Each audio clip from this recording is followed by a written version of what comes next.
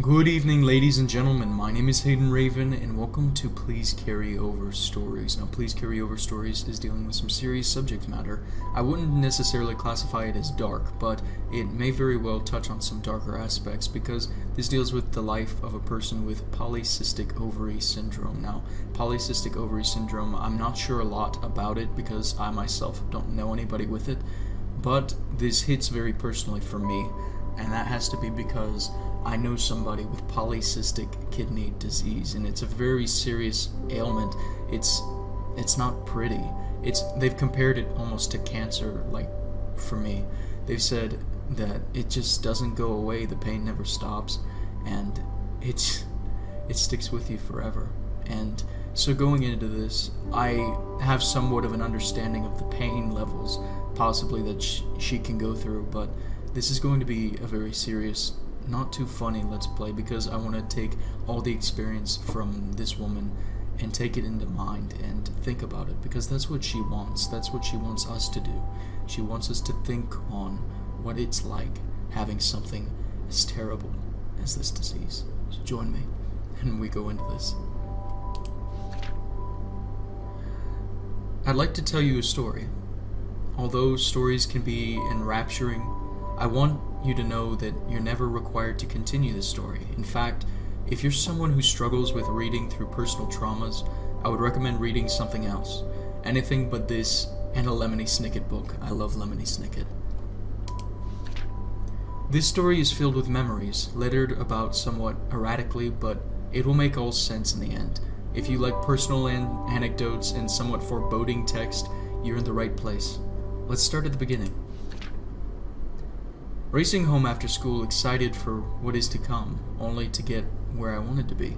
My gymnastics class, and realizing I am not like any other girls. I am 2 sizes too big, 2 sizes too far away from them to know them personally. Stand quietly or talk to them. Now this is a social situation. Talk to them.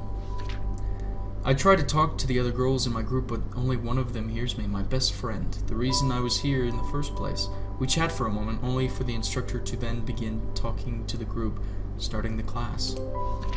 Getting home after gymnastics, only to have dinner thrust in front of me, I ate until I was full, and then professed I didn't want to eat anymore, only to hear my mother utter that I couldn't have dessert if I didn't finish my food.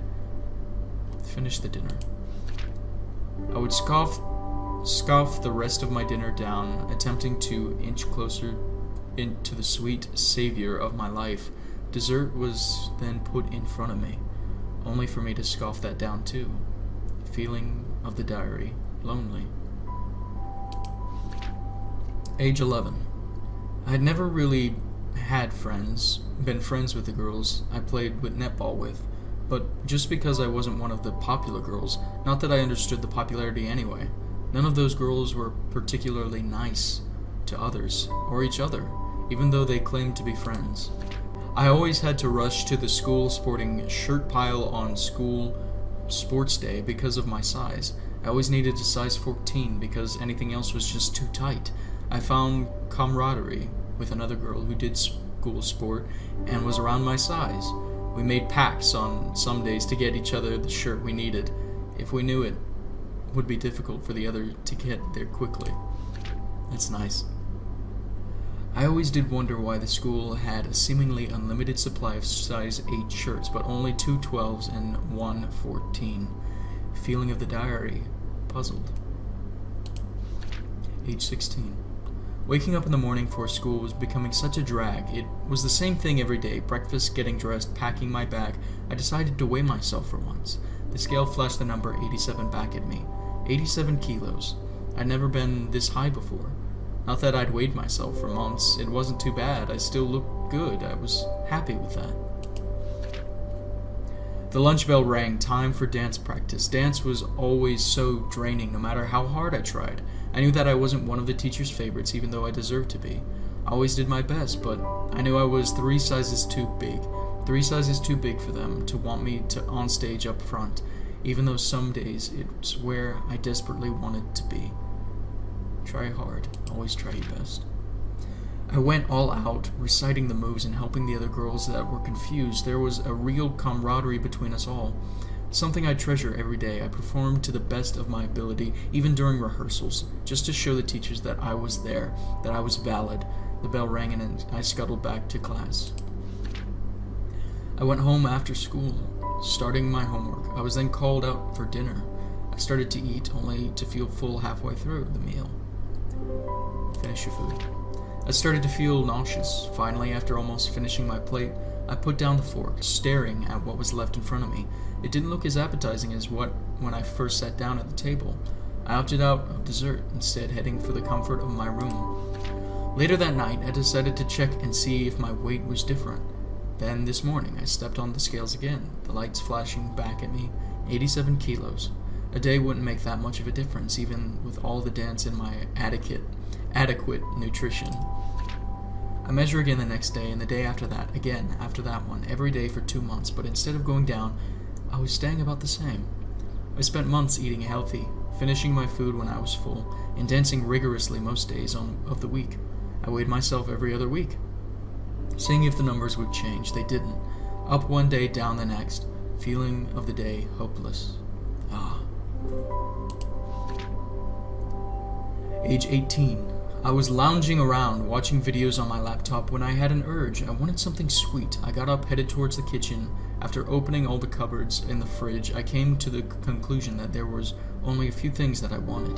There was ice cream in the freezer, a muffin in the fridge, and chocolate in the cupboard. I was unsure of what to go for. You see, one thing that the other has told me with polycystic kidney disease, she has always told me chocolate has helped. Now, I don't know if that is exclusive, but something tells me that it isn't for that kind of pain. I settled on the chocolate. After grabbing it out of the cupboard, I headed back to my room. I sat for a few moments eating the chocolate, only for me to then finish it. I hungered for more. I stepped back out of my room, heading back towards the kitchen, towards the freezer. I grabbed the ice cream out, and after gathering a bowl and a spoon, I heaped some up into my bowl. I then went to the fridge, also snatching the muffin that lurked there. After stuffing my face, my hunger subsided and I continued watching more videos. After a few hours, I started to feel nauseous, but eventually the feeling subsided. My lethargy was more prevalent than ever. I started to feel bad without the lack of nutrition consumed and my inactivity. Then I just thought back to when I was exercising every day and eating well in high school, when nothing happened.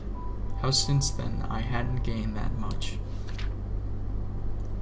I thought about the last time I weighed myself. I saw the numbers stare back at me, 92 kilos.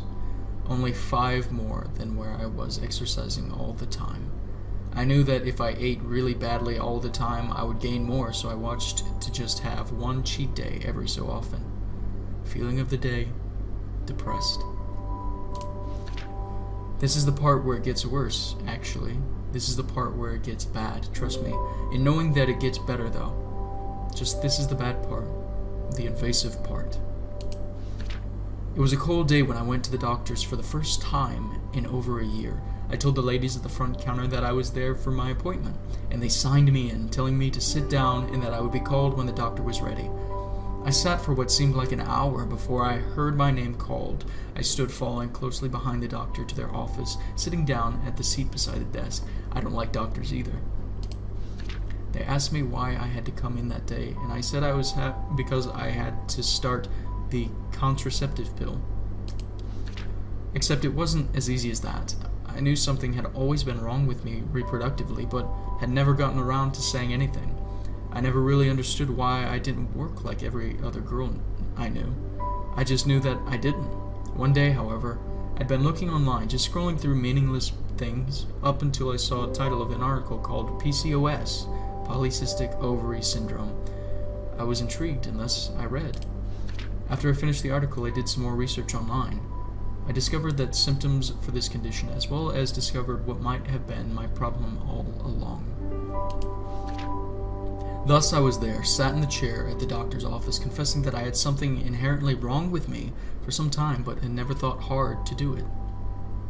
I told the doctor my concerns of having PCOS and all the symptoms I seemed to express, including acne, excessive hair, menstrual irregularity, depression/mood swings/anxiety, and weight issues. The doctor virtually instantaneously decided to get me tested and thus instructed me on what the test would need to be. Continue to test day. The day I got tested wasn't as bad as you'd think it would be. It was just basic test stuff everyone goes through at some point in their life. I mean, I did have to pee in a bottle for 24 hours, but that was about as weird as it got. I did have to go sit through 3 blood tests over the course of 2 hours, which was also fine. I also had an ultrasound and had a camera push up so far in me it hurt a little. Nothing I couldn't handle though. The worst day wasn't test day. It was diagnosis day. Diagnosis day was the day where I knew I was going to walk into that room with the doctor, be told something I already knew the answer to, and then walk back out. That's exactly what happened, for the most part. While I had looked into the symptoms for Pcos, I never truly looked into the treatment for it. I guess part of me assumed I would just be fine, like I always had been. So sitting in that chair and being told all the outcomes of the tests, the fact that I had Pcos and what it actually was doing to my body made me upset. Not enough to cry, but enough to feel disheartened. The doctor explained to me that cysts were only on my right ovary, and it was the cause of a lot of my problems. My excessive weight, my hair growth, my acne, my period irregularity, all of it. Something I didn't know about had been with me this whole while, and I felt disheartened by it. I was informed that there was no cure, no true treatment to get rid of it forever. It would just be there until it isn't, or until I'm not.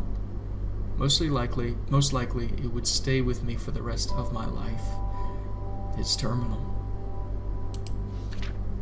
I was told I was likely infertile, which at this point in time I didn't mind so much because kids were the least of my concerns. As I've gotten older and more, I've realized how nice it would be just to have one, and how much trouble I'm going to have to go through to have a child. I wasn't told much more than I already knew. I was given a prescription for the contraceptive, and that was it. I bought the pill, started taking it with instructions from the pharmacist, and that was all. I wasn't told much about treating myself, about what I should and shouldn't eat, but how much I should exercise. The doctor just sent me on my way. Feeling of this diary, disheartened. Wow. The first realization I had was a few weeks after being diagnosed. I had wallowed in self-pity for a while before eventually realizing something I hadn't known all along. Something I had even said to myself already. Something I didn't know about had been with me all this while, and I felt disheartened by it. But it clicked all of a sudden.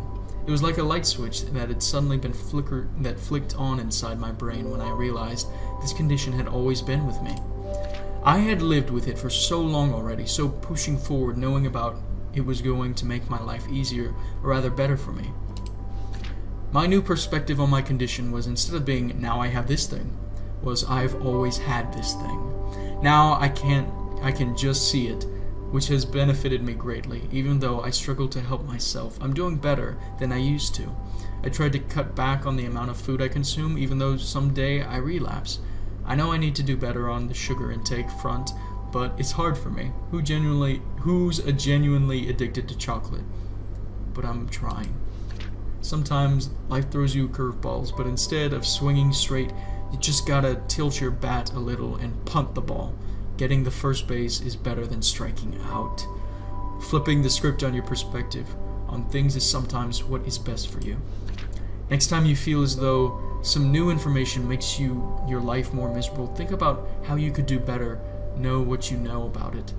Try it. Try. It's what I'm still doing. Trying. Feeling of the day. Uplifting. Which feeling did I have today? Lonely, disheartened, puzzled, depressed, hopeless, uplifting. Let me say depressed. It reached a point where I was so depressed and upset that every day was a cheat day. Every day I tried to fight with myself and validated my self-worth. I wanted love and affection, and I suffered more because of it. Depressed that I had tried previously and nothing had happened, and me not trying resulted in the same outcome. Disheartened. Disheartened that I knew I couldn't fix myself. I couldn't take a pill and fix it all. I couldn't get surgery to remove it, knowing that for the rest of my life, I'd have to keep this condition in the back of my mind. I'd have to live with it forever. lonely. Feeling like an outsider because I was larger than the other girls. Feeling like I never truly belonged. How much I tried wanting to be friends with everybody, but realizing it just wouldn't be the case for me. Puzzled. I was puzzled back then as much as I am now. I could never understand why the system needed to favor those who were smaller. You would think being larger was a benefit, but I imagine only having one of those shirts be in your size. Realizing one day that someone has taken that shirt that fits you best and you feel the most comfortable in, as an 11-year-old. I learned early that I had to be resourceful and that for the rest of my life clothes would be a problem. Hopeless. Why hopeless? You may be asking. To which I retort that I tried. I never really tried to lose the weight before, as I had just become accustomed to being the size I am. I'd finally realized that my time in high school was a good time to lose it as any. I worked so hard, only to be stopped short by the realization that no matter how hard I tried, I wouldn't lose the weight.